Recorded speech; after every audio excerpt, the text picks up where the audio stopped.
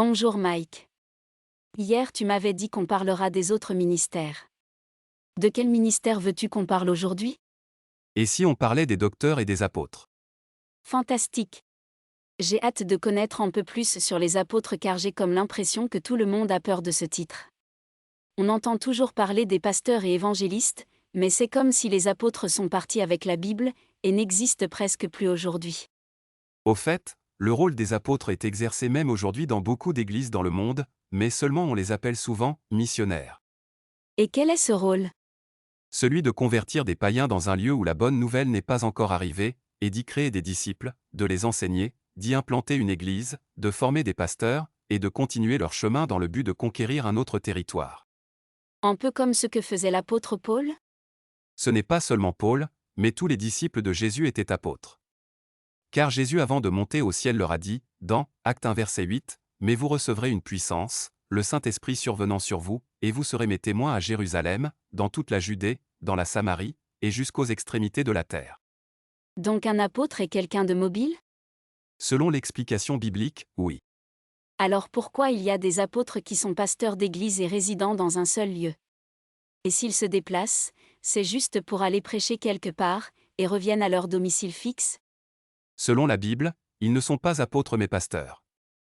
Et si on les appelle apôtres, c'est juste pour le titre.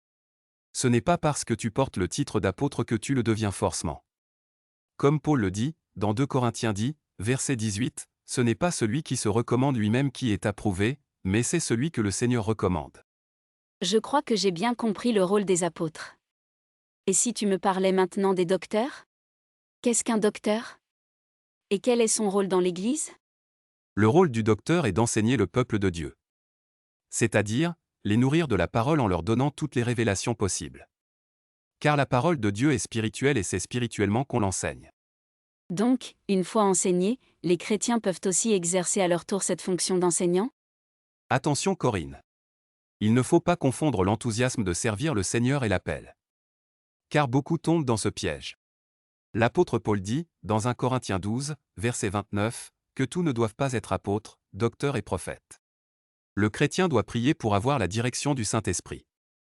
Mais je t'avertis qu'il est extrêmement dangereux de s'aventurer à enseigner, si tu n'es pas réellement envoyé par Dieu.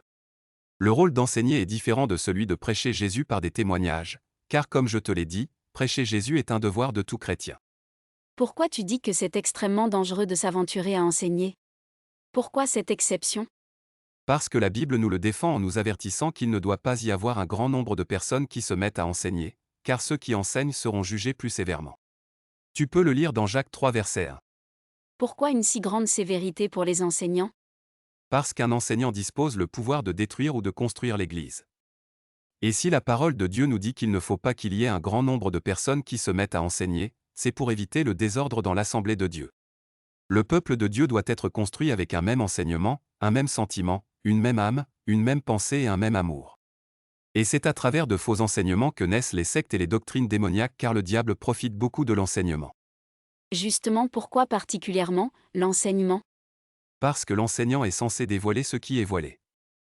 Et une fois que les chrétiens croient en ce que tu les enseignes, tu deviens un instrument très intéressant pour le diable, car il voit en toi un pouvoir de destruction. Si l'enseignant n'est pas un homme de prière, souvent il finit par perdre le bon chemin.